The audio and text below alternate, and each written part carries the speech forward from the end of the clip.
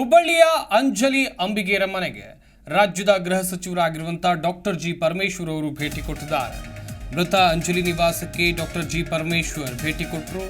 ಅಂಜಲಿ ಕುಟುಂಬಕ್ಕೆ ಸಾಂತ್ವನ ಹೇಳಿದ್ದಾರೆ ಗೃಹ ಸಚಿವರು. ಶಾಸಕ ಪ್ರಸಾದ್ ಅಬ್ಬಯ್ಯ, NH ಕೋನರೆಡ್ಡಿ ಇದೇ ವೇಳೆ ಸಾಥ್ ಕೊಟ್ಟಿದ್ದಾರೆ.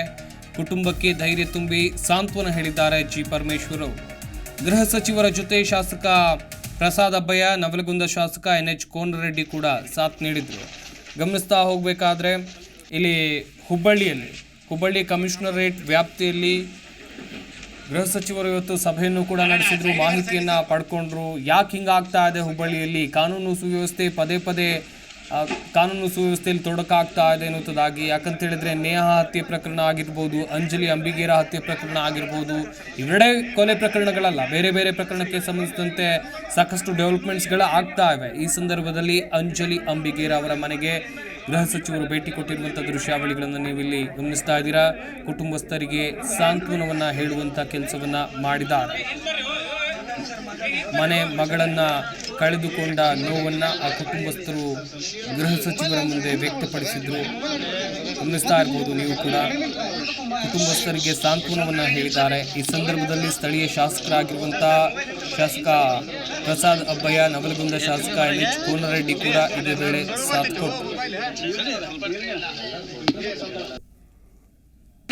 ಮನಿ ಇದು ಮಾಡ್ಕೊಡ್ತೇವೆ ಸರ್ಕಾರದಿಂದ, ನಿಮಗೆ ಹಣ ಸಹಾಯ ಮಾಡ್ತೇವೆ ಅಂತ ಹೇಳಿದ್ರು ಹೋಮ್ ಮಿನಿಸ್ಟರ್.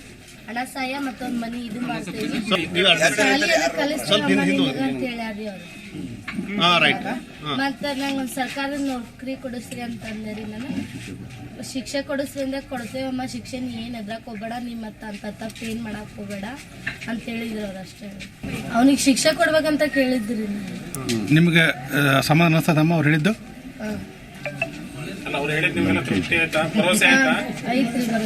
ಜಾಗ ಕೊಡಿಸ್ತೀನಿ, ಮನೆ ಕೊಡಿಸ್ತೀನಿ, ನೌಕರಿ ಕೊಡಿಸ್ತೀನಿ, ಇಬ್ಬರಿಗೆ ಸಾಲಿ ಕಲಿದೆ ನೀವು ಚಂದಾಗಿ, ಇಂಥ ಮನೆ ಮಾಡ್ದಂಗೆ ತಪ್ಪು ಮಾಡಬೇಡ ನೋಡು, ಅವ್ನಿಗೆ ಏನು ಮಾಡೋದು ಇದು ಮಾಡ್ತೀವಿ ನಾವು, ನೀವೆಲ್ಲರೂ ಮನೆಯಾಗೆ ಇದ್ದೀರಿ, ನೀವು ಮನೆಯಾಗೆ ಇದ್ದೀವಿ, ನಾವು ಏನು ಇದು ಮಾಡೋಕ್ಕಾಗಲ್ಲ, ಹಿಂಗೆ ಮಾಡಿದ್ರೆ ಹಿಂಗೆ ಬಿಡಿಸಕ್ಕೆ ಹೋದ್ರೆ ಹಿಂಗೆ ತೋರ್ಸಾಕ್ತಿದ್ದಾರೆ, ಎದುರು ನಮ್ಮ ಮಂದಿನ ಕರೆ ಕೊಟ್ಟಿದ್ರಿ ಅಂತ ಹೇಳಿದ್ರಿ. ನಾನು ಹೇಳಿದ್ರೆ ಅದು ಏನು ಎದುರಕ್ಕೆ ಹೋಗ್ಬೇಡ, ಮನೇಲಿ ನಾ ಎಲ್ಲ ಜಾಗ ಕೊಡಿಸಿ, ಹಿಂಗೆ ನೌಕರಿ ಕೊಡಿಸಿ, ನಿಮ್ಮಿಂದ ನಾವೆಲ್ಲರೂ ಅದೀವಿ, ಧೈರ್ಯದಿಂದ ಎಷ್ಟು ಮಂದಿ ಕೂಡಿ ಇದು ಮಾಡ್ತೀವಿ.